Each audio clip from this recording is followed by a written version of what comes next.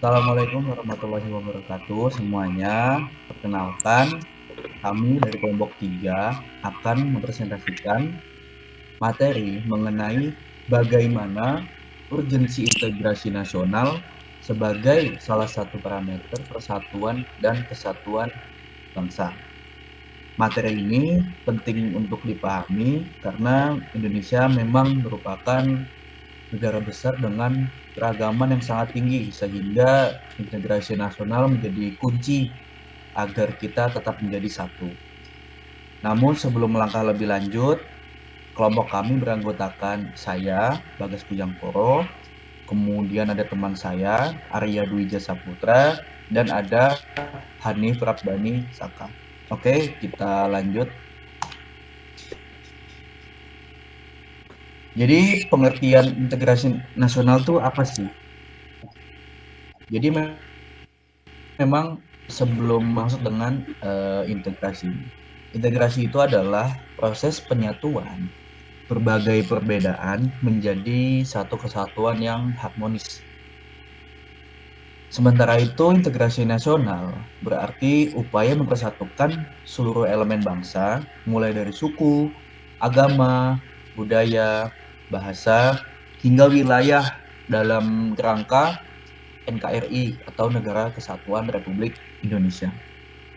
Nah, konsep ini itu penting gitu karena Indonesia memang terdiri dari lebih 17.000 pulau, ratusan suku, berbagai bahasa daerah, serta beragam keyakinan dan budaya.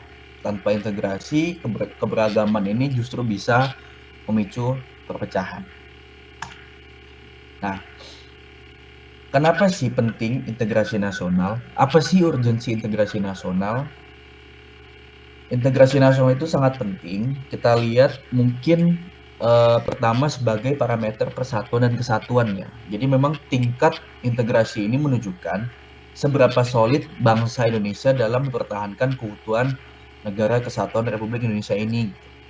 Kedua, itu untuk menjamin stabilitas sosial, kemudian politik, dan ekonomi.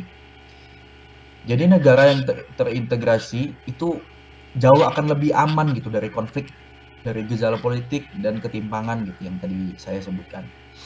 Selanjutnya ketiga itu menjadi fondasi pembangunan nasional. Pembangunan ini hanya bisa berjalan ketika masyarakatnya hidup rukun atau hidup sama-sama gitu dengan baik. Dan yang keempat, menentukan kelangsungan bangsa.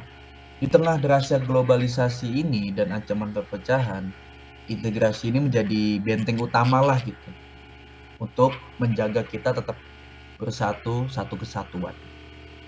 Selanjutnya akan dilanjutkan oleh teman saya. Oke, selanjutnya ke faktor pendorong dari integrasi nasional. Di sini terdapat 4 faktor yang dapat memperkuat integrasi nasional, yaitu yang pertama, Pancasila dan Undang-Undang Dasar 1945, di mana keduanya menjadi landasan ideologis dan konstitusional yang menyatukan seluruh rakyat Indonesia. Kedua, bahasa Indonesia, bahasa persatuan yang membuat komunikasi antar daerah menjadi lebih mudah. Ketiga, Sumpah Pemuda dan Sejarah Perjuangan Bangsa. Semangat para pendiri bangsa menjadi pengingat bahwa Indonesia dibangun atas dasar persatuan. Yang terakhir, gotong royong dan toleransi. Nilai-nilai ini menjadi ciri khas bangsa kita yang memperkuat hubungan antar warga negara. Berikutnya, faktor penghambat dari integrasi nasional. Integrasi nasional juga menghadapi berbagai tantangan. Yang pertama, kemajuan yang tidak dikelola dengan baik dapat memicu konflik sara. Kemudian, kesenjangan sosial dan ekonomi antar daerah menimbulkan kecemburuan sosial. Ketiga, lunturnya nasionalisme terutama di kalangan generasi muda yang terpapar budaya asing. Keempat, pengaruh negatif globalisasi dan media sosial seperti hoax dan ujaran kebencian yang dapat memecah belah masyarakat. Mengidentifikasi hambatan ini, penting agar kita bisa mengambil langkah pencegahan. Kemudian, integrasi nasional sebagai parameter persatuan. Integrasi nasional menjadi indikator apakah bangsa ini berada dalam kondisi yang kuat atau rentan. Ketika tanpa integrasi, Indonesia mudah terpecah, rentan konflik horizontal, dan bahkan menuju disintegrasi. Kemudian dengan integrasi yang kuat, kita mampu hidup berdampingan meski berbeda-beda sesuai semboyan Bhinneka Tunggal Ika. Selanjutnya akan diteruskan oleh teman saya.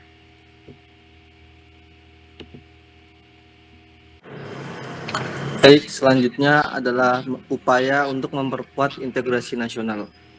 Gimana sih cara memperkuat integrasi nasional? Berikut adalah beberapa langkah yang dapat dilakukan untuk memperkuat integrasi nasional. Yang pertama, pendidikan kewarganegaraan untuk menanamkan karakter dan nilai kebangsaan. Lalu selanjutnya, pemerataan pembangunan sehingga tidak ada daerah yang tertinggal. Yang ketiga, penegakan hukum yang adil untuk menciptakan kepercayaan masyarakat terhadap negara. Yang keempat, memperkuat nasionalisme di era digital, misalnya melalui literasi digital, bijak bermedia sosial, dan melawan hoax. Selanjutnya, dari kesimpulan yang kami sampaikan ini, integrasi nasional memiliki urgensi besar sebagai parameter persatuan dan kesatuan bangsa. Karena tanpa adanya integrasi, bangsa Indonesia yang majemuk akan mudah terpecah oleh perbedaan suku, agama, budaya, maupun kepentingan politik. Integrasi menjadi fondasi utama yang memungkinkan terciptanya stabilitas sosial, politik, dan ekonomi yang dibutuhkan untuk pembangunan nasional. Melalui integrasi, seluruh masyarakat diharapkan dapat bersatu dalam kerangka NKRI dengan menjunjung tinggi Pancasila, UUD 1945, dan semangat Bhinneka Tunggal Ika. Jadi, integrasi nasional adalah fondasi utama yang menjaga keutuhan, stabilitas, dan perkembangan Indonesia. Tanpa integrasi, seluruh keberagaman justru bisa menjadi ancaman bagi persatuan bangsa.